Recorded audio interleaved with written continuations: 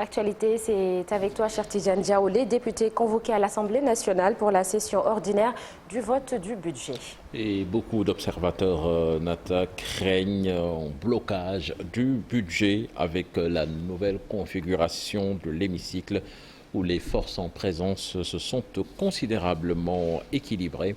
On suivra avec attention également la posture d'Aminata Touré qui a quitté, rappelons-le, la coalition Benno Bokk Yakaar pour rejoindre le camp des députés non inscrits à l'Assemblée nationale. Donc ce sera ce vendredi. Et on parle de cette vive tension à l'hôpital de Ourossogui avec les agents du SUTSAS interdits de rassemblement. En crise depuis plusieurs mois, l'Union régionale du SUTSAS Matam donc livre un mortal combat contre le directeur des syndicalistes qui dénoncent la sourde oreille du ministre de la Santé, surtout du fait qu'aucune donnée sanitaire n'est livrée depuis le début de ce bras de fer. Les explications d'Ali Bandelian. Les hostilités ont bien repris au centre hospitalier régional de Ourossogui. Les agents de santé, membres du SUTSAS, qui avaient programmé un sitting, ont vu le directeur interdire le rassemblement. Les syndicalistes ont été notifiés par les éléments de la gendarmerie. C'est devant le portail de l'hôpital qu'ils finiront par faire face à la presse.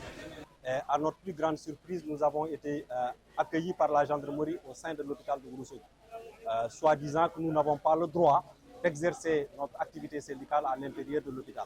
Voilà la première chose qui s'est posée ce matin. Donc la gendarmerie est entrée dans l'hôpital pour nous sortir de cette structure. Et voilà, aujourd'hui, en tant que syndicalistes, nous nous retrouvons dans une situation où on nous empêche même d'exercer nos droits syndicaux à l'intérieur de nos structures de travail, ce qui constitue vraiment un problème réel. En bras de fer, depuis plus d'une année, les syndicalistes du SUTSAS disent ne pas comprendre la sourde oreille des autorités du ministère de la Santé. Et pourtant, depuis le début de la crise, toutes les données sanitaires sont bloquées à Matam. La deuxième chose est que la violation flagrante de l'article 29 du Code du travail, en ayant démis le secrétaire général du SUTSAS dans l'exercice aussi de ses fonctions syndicales. Et nous pensons qu'il est aujourd'hui urgent, malgré que le MCR, le préfet, le gouverneur et le DEPS à faire des médiations où il a tout foulé au pied. Et nous avons dit que maintenant, ce qui reste, c'est de continuer notre lutte. Et voilà aujourd'hui presque un an que dans la région de Matam, il n'y a aucune donnée sanitaire qui est disponible. Et nous nous inquiétons vraiment du mimétisme du ministère par rapport à ces questions qui sont latentes. Aujourd'hui, aucune donnée ne filtre dans la région et le ministère est resté à fond par rapport à cette situation. Nous avons tenté de joindre Dr Ousmane Gueye, directeur général de l'hôpital de Ourossogui, mais jusqu'à notre départ des lieux, il était indisponible car prenant part à une réunion du conseil d'administration. Ali Bandelian, les contrôleurs aériens dénoncent des pressions administratives et psychologiques qui pèsent actuellement sur le corps des contrôleurs aériens, donc de l'ASECNA, au péril de la sécurité. Ils vont faire face à la presse pour dénoncer cette situation. Ce sera donc ce matin à la maison de la presse Babacar Touré à partir de 9h. Puis le préfet de Dakar interdit ce vendredi la marche de l'Union des collectifs des enseignants décisionnaires pour des motifs de troubles à l'ordre public, entrave à la libre circulation des personnes et des biens. La marche était prévue ce matin à 10h au rond-point BCAO. Mais on ouvre la page des sports, cher Tidjane Diao. La saison de la Ligue 1 de football 2022-2023 démarre demain samedi. Jaraaf Génération Foot, principale concurrente du champion en titre, le Casa Sport, pour le sacre en fin de saison, donc de cette saison de Ligue 1 qui démarre ce week-end. C'est du moins l'avis du directeur de publication du quotidien Record Ubermeng qui s'est entretenu avec Chersali Boudiara. Il est difficile de dire quel club va remporter la Ligue 1 saison 2022-2023. Le champion sortant, le Casa Sport, et ses premiers poursuivants de la dernière édition sont encore les plus attendus pour la lutte pour le sacre. Quand on parle de favoris, on va penser naturellement au podium de la dernière saison, à commencer par le champion en titre, le champion sortant Casa Sport, qui a quasiment gardé l'ossature de son équipe qui a été sacrée championne. Et le Casa s'est renforcé quelque peu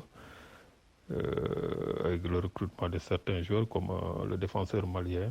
Il y a également le Giraffe qui a fini deuxième la saison dernière. Un favori naturel, c'est le club le plus titré de notre football.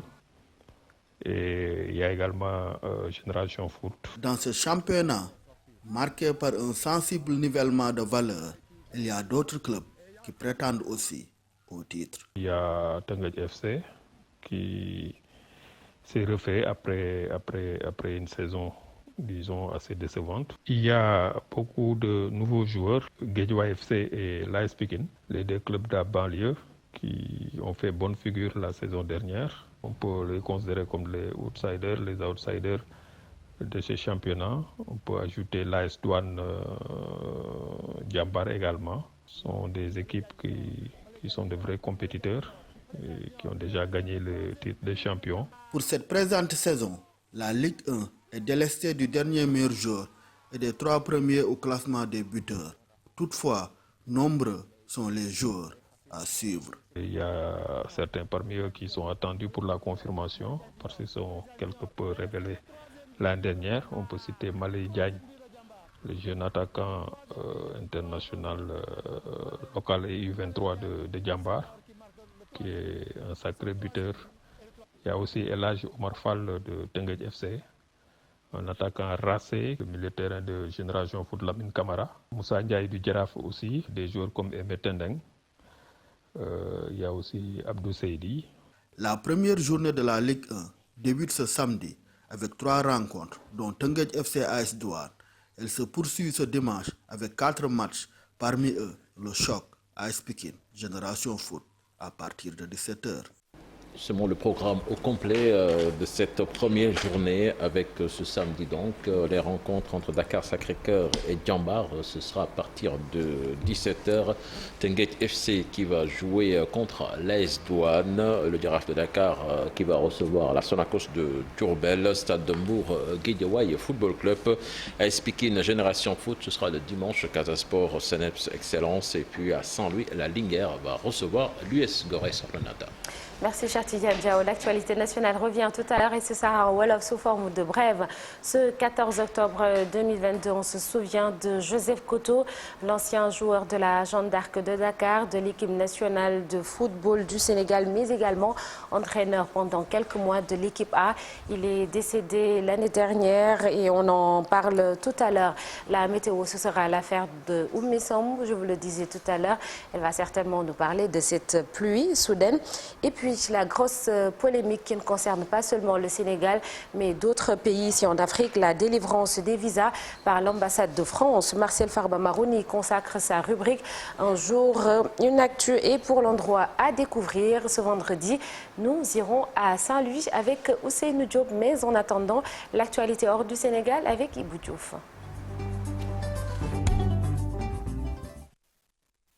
Ibou, l'actualité hors de nos frontières aux États-Unis, une fusillade a fait 5 morts en Caroline du Nord.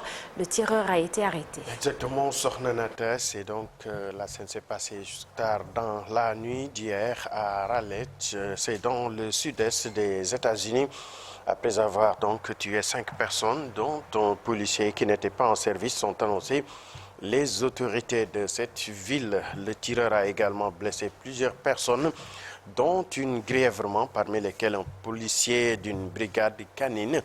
Le pronostic vital du tireur n'est pas cependant engagé, a indiqué le maire de la municipalité, déplorant un jour triste sur un sentier donc, de promenade de cette ville, près de 500 000 habitants dans la capitale donc, du Nord. Au Mali également, une dizaine de passagers civils tués dans l'explosion de leur engin. Le drame s'est produit hier donc, dans le centre du Mali, lorsque leur bus de transport a sauté sur une mine, ont indiqué un responsable policier et un représentant d'une association locale.